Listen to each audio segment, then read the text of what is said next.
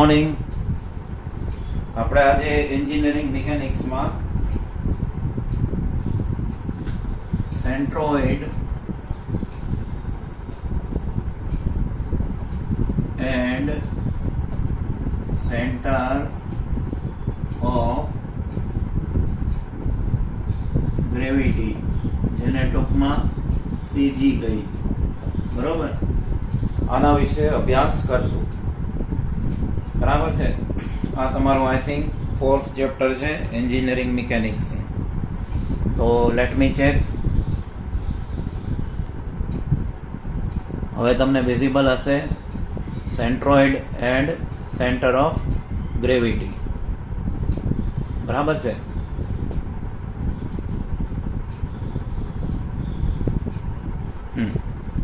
તો welcome to all of you. હવે centroid છે એને ગુજરાતીમાં ક્ષેત્ર કેન્દ્ર અથવા ઓર મધ્ય કેન્દ્ર કહે છે. બરાબર. હવે સેન્ટર ઓફ ગ્રેવિટી છે એને ગુજરાતીમાં કહેવાય છે ગુરુત્વ કેન્દ્ર. બરાબર. શું કહેવાય? એકવાર રિપીટ કરો જોઈએ. સેન્ટ્રોઇડને શું કહેશું ગુજરાતીમાં? ક્ષેત્ર કેન્દ્ર અથવા મધ્ય કેન્દ્ર. અને સેન્ટર ઓફ ગ્રેવિટીને કહેશું ગુરુત્વ કેન્દ્ર. બરાબર. તો હવે ક્ષેત્ર કેન્દ્ર શું છે, મધ્ય કેન્દ્ર શું છે? તો આપણે ઉદાહરણ લઈ કે ભાઈ 2D આકૃતિઓ છે. કઈ કઈ આવે 2D આકૃતિઓ? એમાં એક આવે ચોરસ, બીજો આવે લંબચોરસ, બરાબર, ત્રીજું વર્તુળ જેને ઇંગ્લિશમાં સ્ક્વેર, રેક્ટેંગલ, સર્કલ. આવી ઘણી બધી આકૃતિઓ હોય ને 2D એટલે કે જેમાં હજી એક જણાએ કીધું સાહેબ ત્રિકોણ, એટલે એને લઈ લઈ એટલે ખોટું ન લાગે.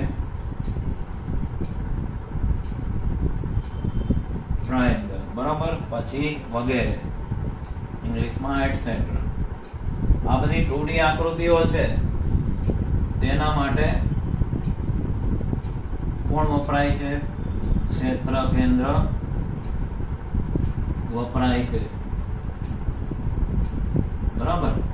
આ પહેલો મુદ્દો થયો. હવે ગુરુત્વ કેન્દ્ર કોના માટે વપરાય છે? તો કે 3D આકૃતિઓ માટે. તો 3D આકૃતિઓ, બરાબર, એટલે આકૃતિઓ શબ્દ તો અહીંયા એપ્રોપ્રિએટ નથી, વસ્તુઓ કહેવાય. બરોબર છે. આકૃતિઓ કાઢી નાખીએ તો 3D વસ્તુઓ છે. તો જેમાં આવે ઘન, ક્યુબ કહેવાય, બરાબર છે, સિલિન્ડર, નળાકાર,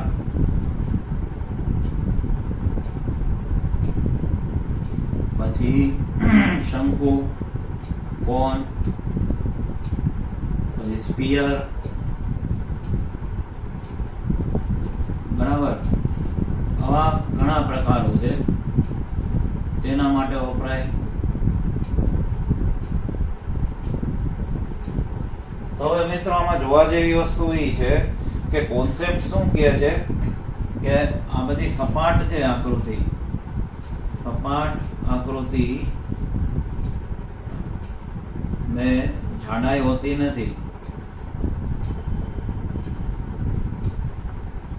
બરાબર. સપાટ આકૃતિમાં બે જ માપ હોય, જાડાઈનું માપ હોય જ નહીં. બરાબર. તો એમાં શું હોય? તો કે જ્યાં ક્ષેત્રફળ કેન્દ્રિત થાય તે બિંદુને શું કહેવાય? ક્ષેત્ર કેન્દ્ર. અને ઇંગ્લિશમાં શું કહેવાય? સેન્ટ્રોઇડ કહે છે. બરાબર. હવે તેના પર ગુરુત્વાકર્ષણ બળની અસર થતી નથી. બરાબર. આ સપાટ આકૃતિમાં શું હોય તો કે બે જ ડાયમેન્શન હોય, પહોળાઈનું ડાયમેન્શન ન હોય. મિત્રો, આ થિયોરેટિકલ કોન્સેપ્ટ છે. તમે સાદો કાગળ લ્યો તો એની કોથળી લ્યો ઇવન તો એની માઇક્રોનમાં થિકનેસ છે, પણ થિયોરેટિકલી સપાટ આકૃતિમાં જાડાઈ ના હોય તો એનું ક્ષેત્રફળ જ્યાં કેન્દ્રિત થયું હોય જે બિંદુ ઉપર, એને શું કહેવાય? સેન્ટ્રોઇડ. અને તેના પર ગુરુત્વાકર્ષણ બળની અસર ન થાય. હવે સામે જોઈએ તો ભાઈ આમાં તો શું હોય કે ભાઈ 3D વસ્તુનું ચોક્કસ દળ હોય. બરાબર. એમ માસ કહી દઈએ. બરાબર. તે તેના ગુરુત્વ કેન્દ્ર પર કેન્દ્રિત થયેલું હોય. એટલે મિત્રો 3D આકૃતિ છે કે માનો કે પૃથ્વીનો ગોળો છે તો એનું જે માસ છે કિલોગ્રામમાં એ એક સેન્ટર ઉપર કેન્દ્રિત થયેલું હોય. બરોબર. ત્યાં એનું માસ લાગે. એટલે બીજા શબ્દોમાં કહીએ તો 3D વસ્તુનું માસ સેન્ટર ઓફ ગ્રેવિટી એ લાગે છે. બરોબર. એનો મતલબ એ પણ કરી શકો તેના પર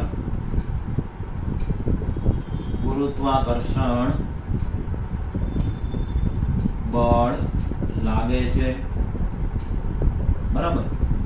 તો બહુ સિમ્પલ છે મિત્રો કે ભાઈ જે બિંદુએ ગોખવાની જરૂર નથી, જે બિંદુએ પદાર્થનું દ્રવ્યમાન લાગે એને ગુરુત્વ કેન્દ્ર કહેવાય. અને જે બિંદુએ 2D આકૃતિમાં ક્ષેત્રફળ કેન્દ્રિત થયેલું હોય એને ક્ષેત્ર કેન્દ્ર અથવા સેન્ટ્રોઇડ કહેવાય.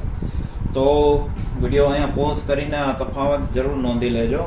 જીટીયુમાં વારંવાર પૂછાતો થિયરીનો પ્રશ્ન છે, તમારી બુકમાં પણ આપ્યો છે. હવે આપણે આગળ વધીએ.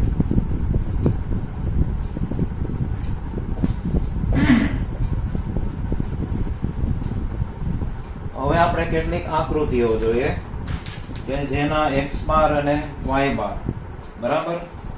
ક્ષેત્ર કેન્દ્રોની લંબાઈ શું થાય, x બાર y બાર ક્યાં હોય. બરાબર. તો એના માટે ટાઇટલ લખજો સેન્ટ્રોઇડ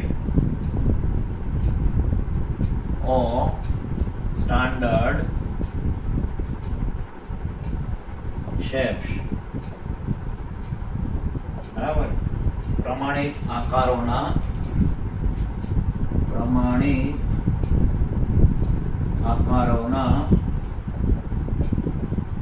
ક્ષેત્ર કેન્દ્રો. બરાબર. તો એક સિમ્પલ લાઈન લઈ, આટલી લાંબી છે. બરાબર. લાઈન ક્યાં જાય છે? A થી B. બરાબર. તો એની લંબાઈ કેટલી છે? લંબાઈ લેન્થ એ છે L. બરાબર. આટલું અંતર ED ની ભાષામાં કઈ તો કેટલું છે? આટલું L. હવે એનું સેન્ટ્રોઇડ છે એને G થી દર્શાવીએ. બરાબર. તો એ સેન્ટ્રોઇડ નું x બાર અને y બાર, x બાર અને y બાર લાઈન માટે સરખું જ હોય. x બાર બરાબર y બાર બરાબર લેન્થ હોય ને એનું અડધું લેવાનું. બરાબર. એટલે માનો કે લંબાઈ આપણને આપી છે 100 મિલીમીટર. તો x બાર બરાબર y બાર બરાબર શું થશે? 100 ભાગ્યા 2 એટલે 50 થશે મિલીમીટર. તો આ આપણે જોયો પ્રકાર શેનો હતો? સૌથી પહેલો અને વાયર પણ કહી શકો, વાયર AB, લાઈન AB. બરાબર. આ પહેલો પ્રકાર. તો વિડીયો અહીંયા પોઝ કરીને અને નોંધી લેજો. વાયર કેવો છે તો કે સ્ટ્રેટ, બરાબર, વાંકો ચોકો પેંડલું વાળેલો વાયર નહીં, બરાબર. તો અહીંયા વિડીયો પોઝ કરીને આ પહેલો પ્રકાર નોંધી લેજો, બરાબર છે. હવે બીજું જોઈએ સર્કલ. આપણે આજે આખો દરિયો નહીં પી સમજાવો, તો આ જે સર્કલ છે, બરાબર, આ છે, આને થિયોરીની ભાષામાં વાયર રિંગ પણ કહેવાય. એનો શેપ આવો હોય છે, બરોબર. તો પહેલા અહીંયા એક્સ એક્સિસ દોરીએ, આ વાય એક્સિસ દોરીએ, બરોબર. તો અને આ છે એની રેડિયસ આર, બરોબર. તો હવે મિત્રો અહીંથી આટલું અંતર હોય ને એને એક્સ બાર કહેવાય, આટલું. અને આ ઊભું અંતર અડધું લીધું એને વાય બાર કહેશું.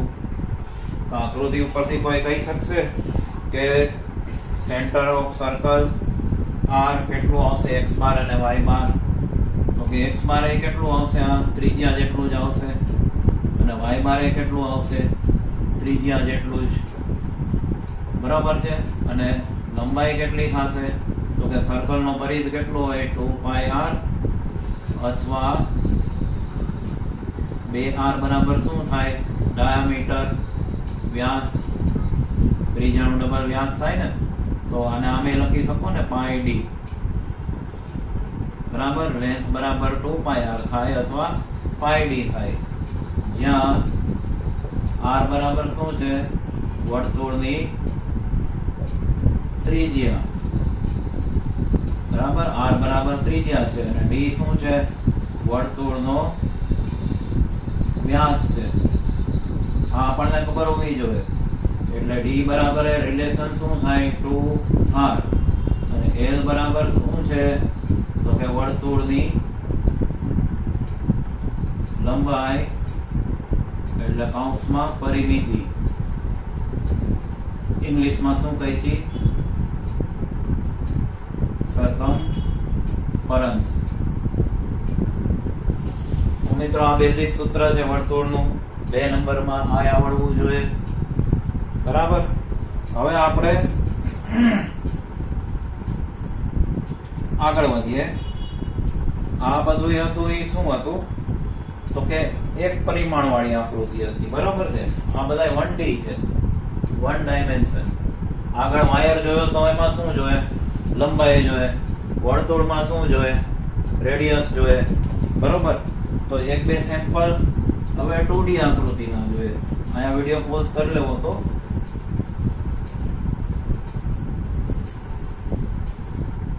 હવે આપણે લઈ સ્ક્વેર અથવા રેક્ટેંગલ. તો ભાઈ આ આપણે લીધું 2D માં લંબચોરસ, બરોબર. તો આ x એક્સિસ દોરીએ, આ y એક્સિસ દોરીએ, અને કહેવાય x x y y, બરાબર. રેક્ટેંગલ અને સ્ક્વેર માં આ સૂત્ર લઈ શકો, એમાં બધી બાજુ સરખી હોય.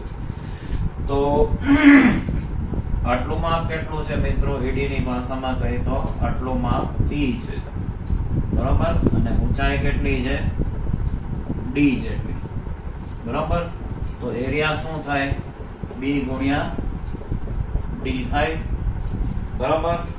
હવે x બાર છે એ કેમ મળે તો કે અહીંથી આટલું અંતર જો આ x બાર છે, તો x બાર કેવી રીતે મળે તો કે આખું b છે એનું અડધું કરી નાખો, બરોબર. આડું માપ છે એનું શું કરવાનું, અડધું. પછી y બાર કેમ મળે તો કે ઊભું માપ કેટલું છે d, એનું અડધું કરો. એટલે મિત્રો આ ગ્રાફિકલ રિપ્રેઝન્ટેશન એ આવડવું જોઈએ, બરાબર છે. તો આ સર્ક્યુલર શેપ થઈ ગયો, બરાબર. આ વિડીયો પોઝ કરીને નોંધી લેજો. હવે આના ઉપરથી આપણે કેટલાક દાખલા ગણીએ. આજે આપણે આખો દરિયો નહીં પીએ એ વાત તો થઈ હતી, બરોબર. તો એક નાની થિયરી પણ લઈ અનુસંધાન અક્ષ વિશે.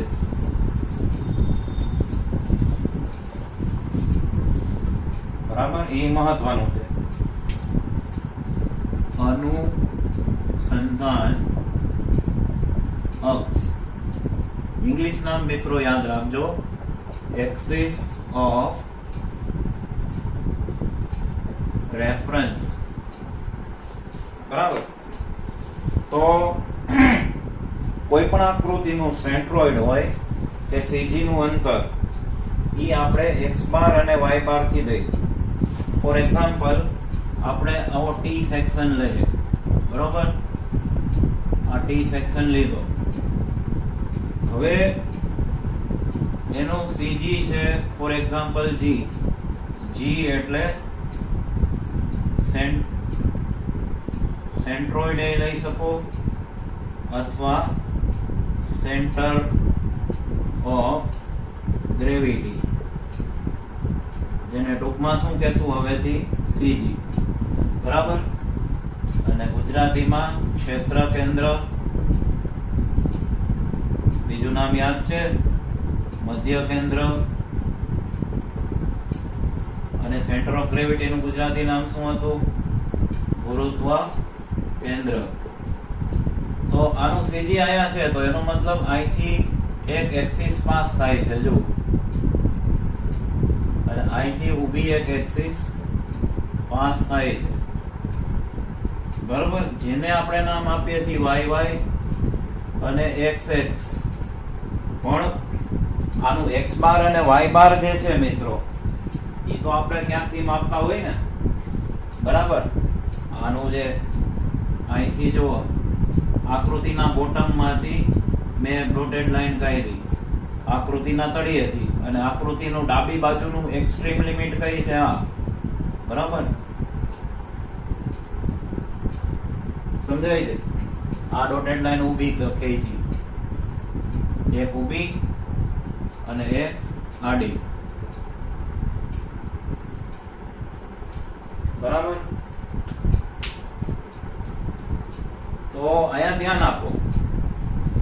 તો આ આડું ડિસ્ટન્સ છે ને, આ છે x બાર, અને આ ઊભું ડિસ્ટન્સ છે ને, ઈ છે y બાર. તો આપણે જે રેફરન્સ થી લીધું x બાર અને y બાર, કયા બે એક્સિસ લીધા, આ બે. તો આને શું કહેવાય, એક્સિસ ઓફ રેફરન્સ. બરાબર છે? Let me check, green colour દેખાય છે કે નહીં? હા, દેખાય છે. મધ્ય કેન્દ્ર વગેરે દેખાય છે. તો આને કહેવાય મિત્રો, એટલે ટૂંકમાં સમરીમાં કેવું હોય તો g શું છે, તો કે xx ધરી એન્ડ yy ધરીનું છેદ બિંદુ છે, જે CG સેન્ટર ઓફ ગ્રેવિટી દર્શાવે છે. આટલું ખબર પડી? બરાબર. અને x બાર અને y બાર સમરીમાં શું છે, એ રેફરન્સ એક્સિસ થી CG ના, CG એટલે G, બરોબર? આ G પોઈન્ટ છે, આ G ના અંતરો છે. આ સમજાવવું જોઈએ, બરોબર? આ મહત્વનું છે.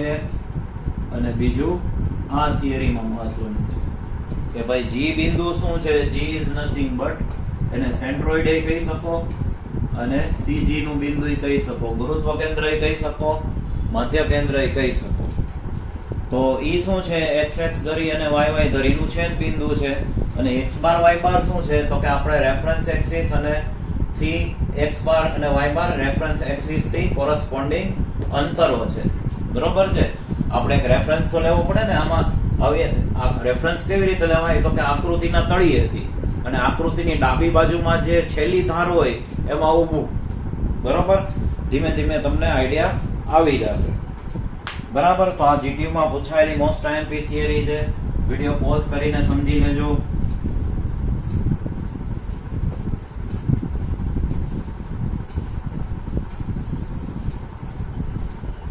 હવે આગળ વધીએ. Axis of symmetry. Axis of SYMMETRY ગુજરાતીમાં કહેવાય સમમિતિ અક્ષ. બરાબર. તો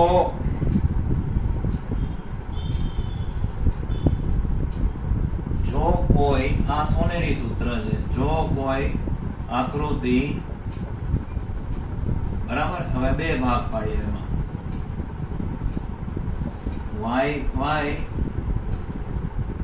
ધરી એટલે ઊભી ધરી ને સિમેટ્રિક હોય,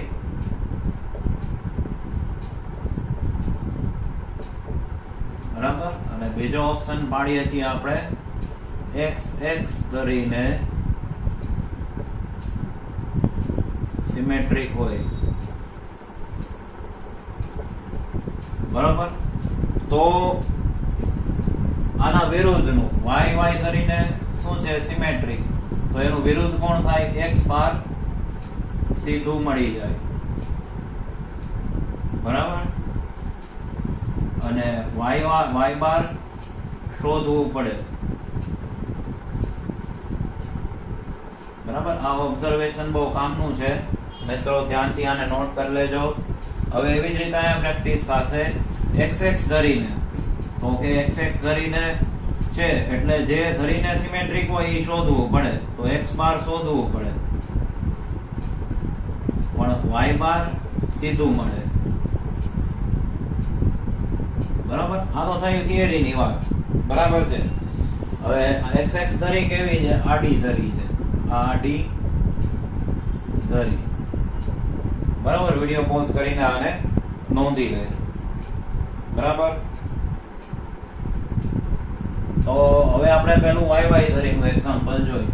જુઓ, આપણે t સેક્શન લઈ, આ t સેક્શન.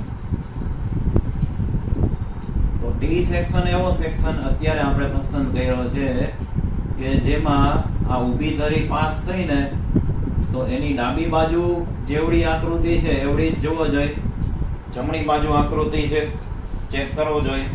હવે ટી સેક્શનમાં આવ્યા તો આ જે આડો ભાગ છે ને ટી નો એને કહેવાય ફ્લેંજ, આને યાદ રાખો. અને આ ભાગને કહેવાય વેબ, આ યાદ રાખો.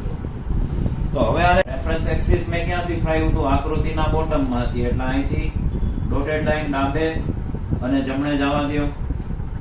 પછી આકૃતિની ડાબી બાજુની ધાર કઈ છે? આ છે. ત્યાંથી નીચે અને ઉપર, બરોબર. તો આ બંને શું થઈ? રેફરન્સ એક્સિસ, બરાબર. તો હવે આમાં આડું ડિસ્ટન્સ જુઓ, આ ઉગમ બિંદુ છે ફોર એક્ઝામ્પલ 0 0. તો આ x બાર આપણને કેવું મળે? સીધે સીધું મળે. ઈ કેટલું હોય? તો કે ફ્લેંજ ની જેટલી લંબાઈ હોય, માનો કે ફ્લેંજ છે 100 mm ની, બરોબર. આ માપ કેટલું છે? 100 છે. તો x બાર છે ને તમારે આખું વીંચીને 100 નું અડધું કરી નાખવાનું, એટલે સીધો મળી ગયો 50, બરાબર. સીધું મળ્યું, જોવો જોઈએ. y ધરી થી સિમેટ્રિક હોય તો x બાર સીધું મળે, તો આ સીધો મળે. ટોટલ લંબાઈ હોય ને મોટામાં મોટી લંબાઈ એનું અડધું કરી નાખવાનું. અહીંથી અડધું કેટલું છે? આટલું 100 છે, તો અડધા કેટલા થાય? 50 થાય. તો x બાર મળી ગયો, બરાબર. t સેક્શન y ને સિમેટ્રિક છે. હવે એવો જ બીજો સેક્શન લઈ, બરાબર. આ પોઝ કરીને નોંધી લેજો. હવે આપણે x પ્રત્યે સિમેટ્રિક જોવું છે, x પ્રત્યે સિમેટ્રિક. તો મિત્રો આવો c સેક્શન લઈ છીએ આપણે, c. જેવો ઉપર છે એવો જ નીચે છે. તો એમાં જોવો જોઈએ, આ અડધેથી આપણે આ x ધરી દોરી અને y ધરી છે ઈ અહીંયા ક્યાંક આવશે થિયોરેટિકલ. આ y અને આ y તો મિત્રો આની રેફરન્સ એક્સિસ તળિયું તો બોટમ દોરેલું જ છે, આ રેફરન્સ એક્સિસ થઈ અને ડાબી બાજુમાંથી આ રેફરન્સ એક્સિસ થઈ જોવો જોઈએ. તો હવે જોવો જોઈએ એક્સ એક્સિસ થી સિમેટ્રિકલ છે, તો માનો કે આટલી હાઈટ છે એ કેટલી છે 100 છે, તો સેન્ટ્રોઇડ કેટલું થઈ જાય y બાર બરાબર 100/2 સીધું મળી ગયું 50. બરોબર. આ કેવી આકૃતિ છે xx ને xx ધરીને સિમેટ્રિક છે, એટલે x ની ઉપર જેવી આકૃતિ છે એવી જ મિરર ઇમેજ નીચે છે જોવો જોઈએ. તો ટોટલ હાઈટ 100 હતી, તો y બાર સીધું મળ્યું 100/2 50. x બાર ગોતવું પડે. બરોબર છે. હવે આપણે ત્રીજો કેસ લઈ i સેક્શન નો. બરાબર. એટલે આ બધું પૂછવું પડશે મારે.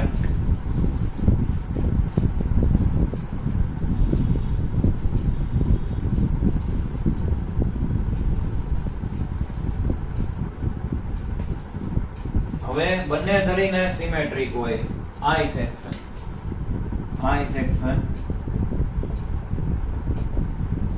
તો i સેક્શન આપણે સરખો જ લઈ હતી.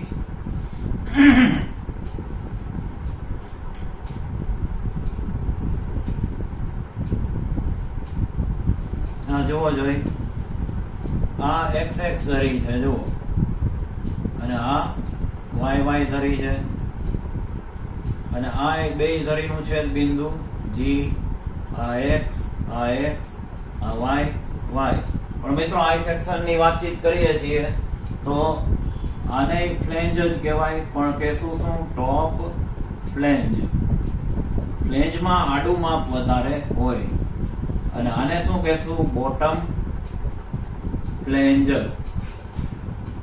અને મધ્યમાં જે ભાગ છે એને કહેશું વેબ. આ યાદ રાખજો મિત્રો.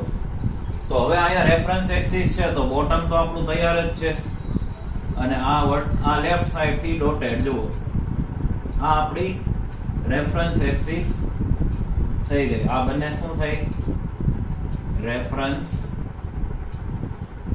ધરી. તો હવે મિત્રો આમાં જુઓ જોઈએ આટલું આવે ને ઈ x બાર હોય આડું, અને y એટલે ઊભું. આટલું આવે ને એ y બાર હોય, સીધે સીધા બે મળી જાય. એટલે કહેવાનો મતલબ શું છે કે આડું માપ છે એ માનો કે 200, તો x બાર કેટલું થઈ જાત 200/2 એટલે 100. અને y બાર છે માનો કે આટલી ઊંચાઈ છે એ તમને ટોટલ ઊંચાઈ 300 આપી હોત. બરોબર. તો y બાર કેટલા થઈ જાત 300/2 એટલે 150. સમજાય છે કોન્સેપ્ટ? બરાબર. તો આ શું છે xx ને સિમેટ્રિકલ છે, આ આકૃતિ xx સિમેટ્રિક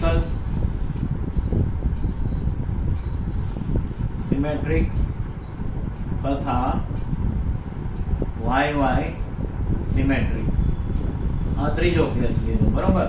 હવે છેલ્લો કેસ લઈ થિયરીનો, જેમાં કાંઈ સિમેટ્રિકલ નહીં હોય તો બધુંય ગોતવું પડે. બરોબર. તો હવે જોઈએ નેક્સ્ટ. તો L સેક્શન છે મિત્રો. L section. તો ઈ xx ને સિમેટ્રિક નથી. જોઈએ કઈ રીતે. y ને સિમેટ્રિક નથી. બરોબર. તો આ L શેપ જુઓ, આવો થાય L શેપ. બરોબર. તો એનું રેફરન્સ એક્સિસ આમ જ નીકળે જુઓ, આમ. આ એની શું થઈ રેફરન્સ એક્સિસ. હવે આનું સીજી ક્યાં હોય અહીંયા, તો અહીંયાથી xx બહાર નીકળે, સોરી xx નીકળે, અહીંથી y નીકળે. તો આ એક સેટિંગમાં ન આવે મિત્રો. આટલું x બાર ગોતવું પડે સૂત્રથી, અને આટલું y બાર ગોતવું પડે સૂત્રથી. બરોબર. ખ્યાલ આવ્યો? બરાબર. તો આયા થિયરી કમ્પ્લીટ થઈ ગઈ, બરાબર છે. હવે આપણે દાખલા કેમ ગણીએ જે એન્જિનિયરિંગ મિકેનિક્સ નું આર્ટ છે. તો મિત્રો પહેલો જ દાખલો વારંવાર પૂછાયેલો આપણે ગણશું, બરાબર. હવે આને ઇરેઝ કરી દો.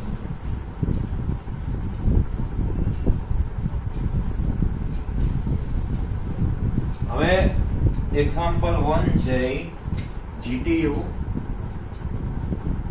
બરાબર. વિન્ટર 19 માં પૂછાયેલો છે, પછી સમર 21 માં પૂછાયેલો છે, અને સમર 22 માં આ એકનો એક દાખલો. એમાં શું ક્વેશ્ચન છે? એક ટી સેક્શન ની ફ્લેંજ, જો આમ આકૃતિ ના આપે તો આપણે બનાવવી પડે. ફ્લેંજ 20 બાય 2 સેન્ટીમીટર અને વેબ એટલે ઊભું, વેબ 30 બાય 2 cm છે. તો ક્ષેત્ર કેન્દ્ર શોધો, બરાબર છે મિત્રો.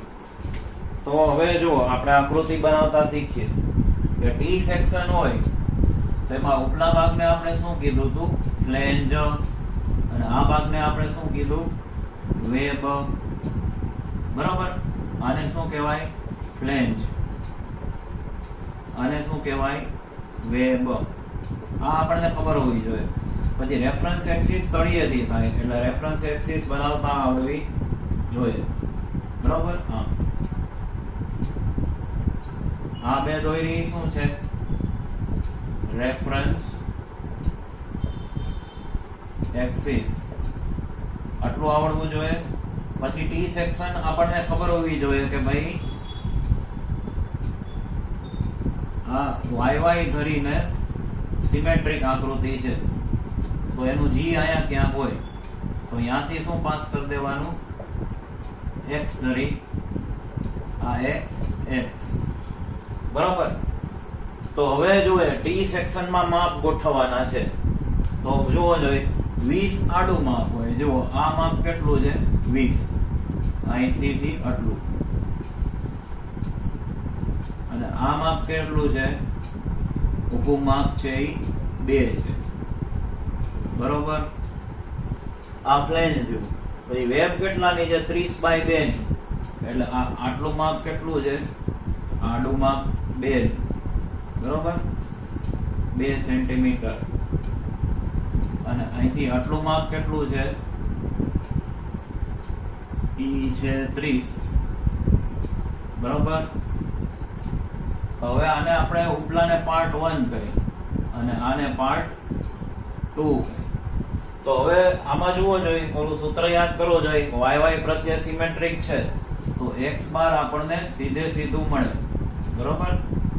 તો આપણે અહીંયા લખી શકીએ ટી સેક્શન YY ધરી પ્રત્યે સિમેટ્રિક હોય. x બાર બરાબર શું થાય? તો કે આડું માપ જોવાનું. x બાર એટલે શું? આડું.